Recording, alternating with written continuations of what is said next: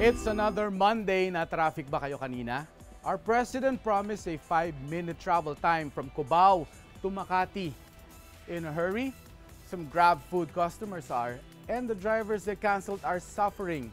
Plus, another blow for Huawei, this time from Facebook.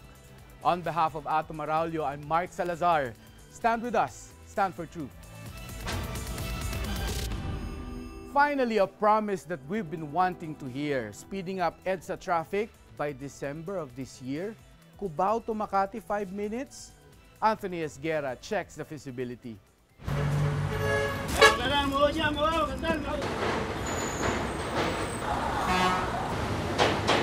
Mandirigma kung ituring ang mga commuter dito sa atin dahil sa araw-araw na traffic, lalo na dito sa EDSA, lalo na kung Lunes. Nangako ako sa inyo, wala akong pangako na hindi ko natupad except yung EDSA.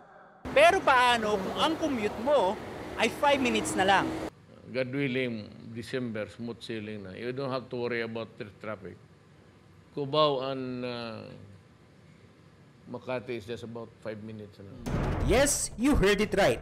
Yan ang pangako ni President Rodrigo Duterte nitong nakaraang weekend. Mula dito sa Cubao, susubukan kong bumiyahe sakay ang isang bus papunta sa Makati. Tignan natin kung gaano katagal ang biyahe.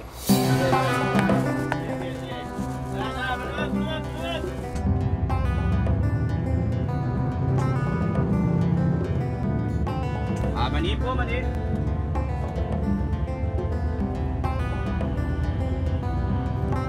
So after 5 minutes na biyahe, guess what? Nandito ako sa Cubao pa rin.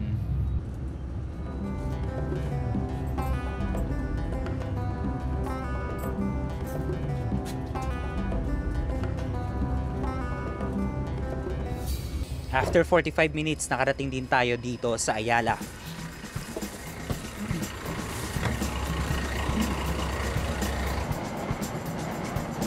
Ngayon naman ay susubukan kong bagtasin ng EDSA sakay ang isang private vehicle. Tignan natin kung mas mapapabilis ba ang ating biyahe. Hi kuya, so sabi ng Waze makakarating tayo sa EDSA Ayala in about 30 minutes for the 10-kilometer ride. So ayan, nakarating na tayo sa Ayala Avenue after 30 minutes. Kaisa ho kami ng ating mahal na Pangulo dyan para ma-achieve natin ang 5 minutes Cubao to Makati. But is this really achievable given the current traffic that we have in EDSA? Sinabi ng Presidente na achievable and we think it is. Ang kailangan ho kasi natin, sir, ma-appreciate natin yung mga ongoing projects ng gobyerno. Meron din hong task force na binuo ang Department of Transportation. Ito ho ay tinatawag na Cubao Makati Task Force. Surprise! He has something on his sleeves. Mahigit 400,000 na sasakyan ang dumadaan sa EDSA kada araw. Lagpas na lagpas iyan sa maximum daily vehicle capacity ng EDSA na 288,000 lang dapat. Dagdag hamon pa ang Christmas rush dahil 20% more na sasakyan ang dumadagdag sa EDSA simula September hanggang December. Sa ngayon, according to Waze, pinakamabilis na biyahe from Cubao to Makati pagmandang midnight. 14 minutes ang pinakamabilis. Pero kung sakaling magagawa ng MMDA ang mga plano nito, kakayanin bang 5 minuto ang Cubao hanggang Makati? Considering na speed limit ng EDSA ay 60 km per hour lang. Aabot sa 10 km ang layo ng Cubao sa Makati. Kung 60 km per hour ang maximum speed na pwede sa EDSA, aabutin pa rin ng 10 to 12 minutes ang biyahe. Sobra ng 7 minuto sa pangako ng Pangulo. Kung gusto mo ng 5-minute travel, kailangan bumiyahe ka ng 120 km per hour. Hindi man matupad ang 5 minutes na biyahe mula Cubao hanggang Makati, naway mas maging maiksi at bearable ang commute sa EDSA para sa ating masisipag na kababayan. Anthony Esguerra, I stand for truth. Trending online ang Grab food deliveries not because of the company, but because of the inconsiderate customers who canceled their order. Ang kawawa ang mga nagdi-deliver. Edward Faraon reports.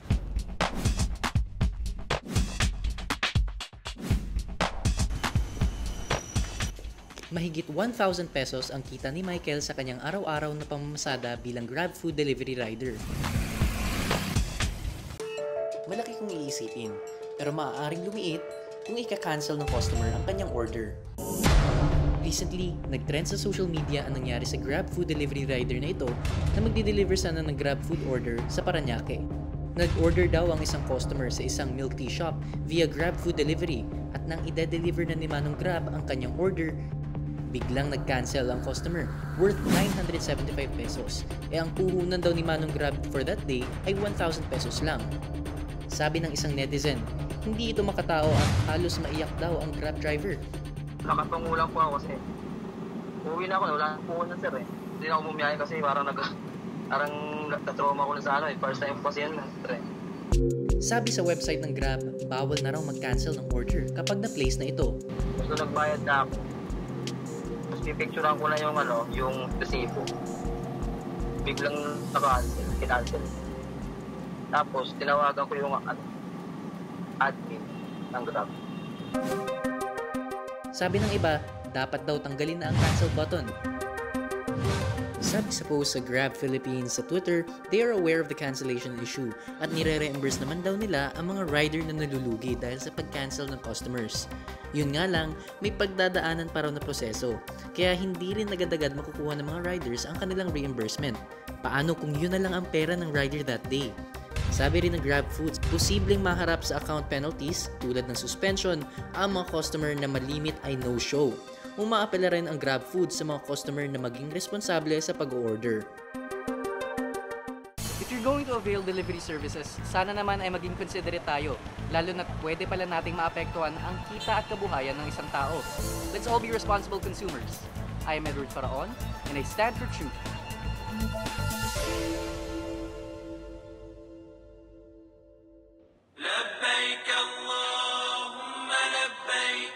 Minsan sa isang taon ng pilgrimage ng mga Muslim, dinarayo nila ang lungsod ng Mecca sa Saudi Arabia, bahagi ito ng banal ng paglalakbay o Hajj. Hajj is one of the ultimate dream ng isang Muslim. Isa ito sa 5 pillars of Islam na dapat gampanan at pagsikapan naming mga Muslim. Katunayan, kung kaya dapat magawa namin ito minsan sa aming buhay. Kaya noong 2018, halos 6,000 Pilipino ang nag-Hajj. Kabilang ang 27 bakwit ng Marawi na inesponsoran ng gobyerno. Parang hulog ng langit, papremyo at gantimpala para sa kanila ng Task Force Bangon Marawi o TFBM. Dito mismo sa stage na ito, nagkaroon ng raffle draw ang Task Force Bangon Marawi noong May 10, 2018 kung saan dito nabunot yung 12 na nakapunta ng Mecca noong 2018. Ito ang bagay na kinukostyon ng Commission on Audit. Ang 5 million pesos na ginastos kasi ay mula sa 500 million na pondo dapat para sa rehabilitasyon ng Marawi. Kung magamit sa ibang paraan tulad ng Hajj, technical malversation daw ito. Pero ang mga beneficiaries ng Hajj na aking binisita, malaki ang pasasalamat sa programang ito. Paano po nakatulong sa inyo yung pagpunta? First time mo magpunta ng Makkah? Oo. Naging Hajj ka na, narinig mo yung azan, may responsibility ka na talagang to pray salah. Nakatulong pa yan sa buhay mo, halimbawa yung pagkikitungo sa tao ba? Sa akin, nakatulong yun kasi nabago yung buhay ko. Parang palaging nasa isip ko ay si God, si Allah.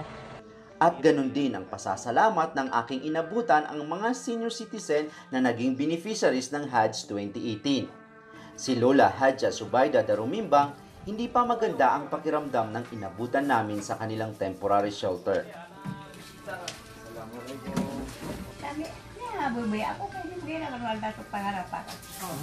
Pangarap ko sa buhay ko na pumunta ako sa Mecca. Noong malit pa ako, pangarap ko yun. The most highest one that Muslims should participate is Hajj. Those who have the means to go. The Muslim will feel that Muslims are one. They are one as people. And then in the process, we need to be united as one. The sense of brotherhood of all the Muslims in the world. Mismong Pangulo, umapila sa kuwa nang magsalita siya sa Eid al-Fitr celebration sa Davao City. Ayon sa TFBM, bagamat hindi direktang mapupunta sa pag-aayos ng Marawi City, Bahagi naman ito ng social healing process. Ito ay nakakatulong maibsan yung mga naging trauma or anxiety na naramdaman ng mga bakwet sa nangyaring Marawi siege.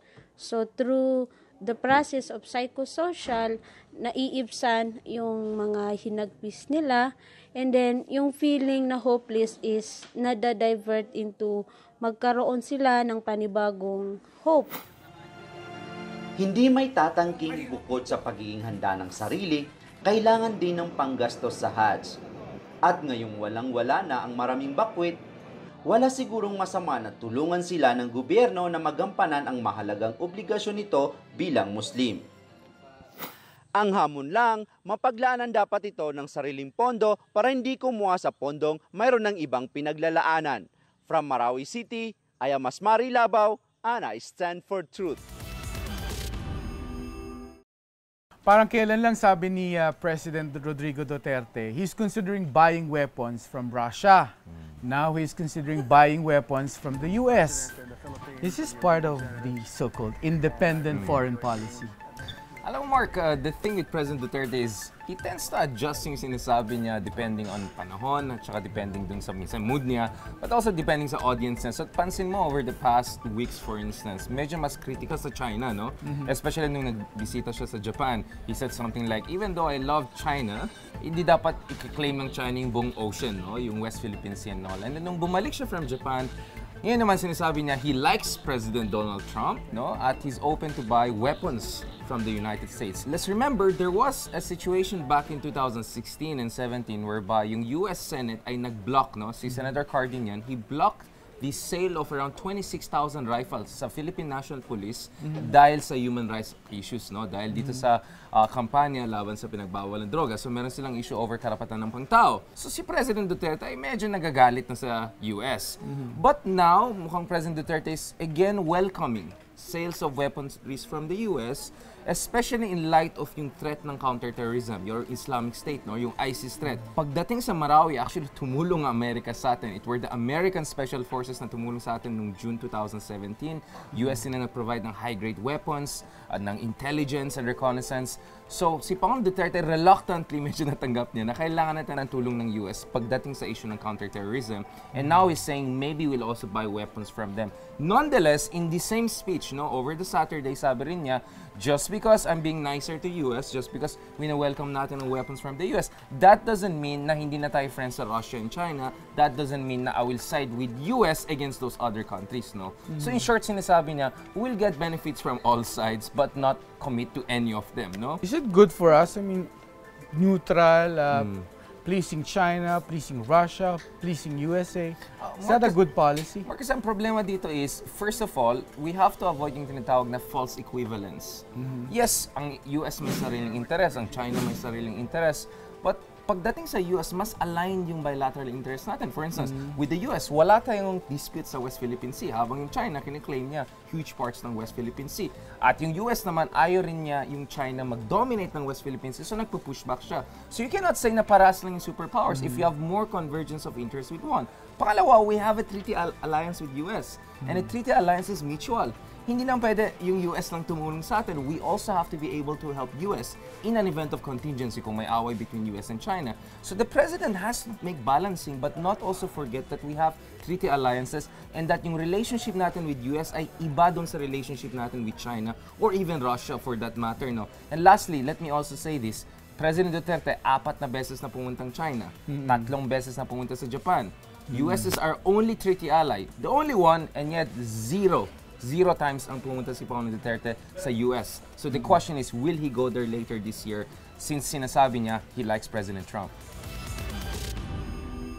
In tech, there's another big blow for Huawei. Bawal na rin ang pre-installation ng Facebook sa mga bagong Huawei devices. Sabi ng Facebook, this is still part of Trump administration's ban on Huawei dahil sa pangambang nagagamit ito to spy US. Hindi pwedeng pre-install pero pwede namang mag-install. Ang problema ay mawawalan din ng access ang new Huawei phone sa Google Play Store kung saan pwedeng i-download ang Facebook app.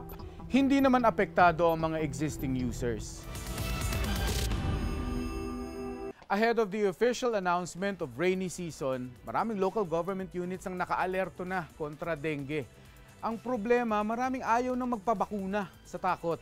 Richard Hidarian returns. Guys, believe it or not, anti-vaxxers have been around for years. Pero bakit natin sila kailangan pag-usapan?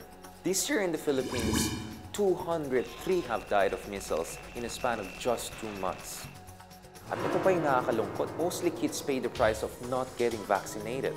That's very regretful kasi totally preventable naman ang measles. In fact, pwede ma-reduce to 0 ang outbreak ng measles katulad sa Americas, which was declared measles-free noong 2016 by the World Health Organization. So what went wrong? First, if bumababa ang immunization coverage, tumataas ang likelihood ng measles outbreak. Some blame fake news. After the dengue controversy erupted, some public officials regretfully connected deaths of kids to the dengue vaccine. Even those deaths na iba naman ang dahilan. But to be fair, kahit naman noon, problema na ang tigdas. Sa katunayan, 2013 and 2014 were among the worst outbreaks in our history with over 50,000 cases and more than 300 deaths. Over the past few years, bumababa yung immunization coverage. Just to put things in perspective, in 2010, immunization coverage was as high as 90.53% and hit rock bottom in 2018. The same year, dengue controversy peaked. Another factor is the accessibility of vaccines sa mga remote areas sa Pilipinas. So kahit may mga tao na gusto magpa-vaccinate, wala naman available. Yung isang pang issue is yung undersupply ng available vaccines dahil ang bilis yung pag-akyat ng ating population. Isipin mo, lampas sa 2.6 million children under 5 years old in our country have no protection versus measles. Keep this in mind, kailangan natin ng 95% immunization coverage sa mga bata to prevent a measles outbreak sa isang komunidad. So long as supermajority ng tao ay hindi nagpa-vaccinate, babalik at babalik ang measles outbreak na yan. This June, we celebrate Pinoy Pride. And for the LGBT plus community, hindi lang kasarinlan pero pati kasarian ipinagdiriwang with pride.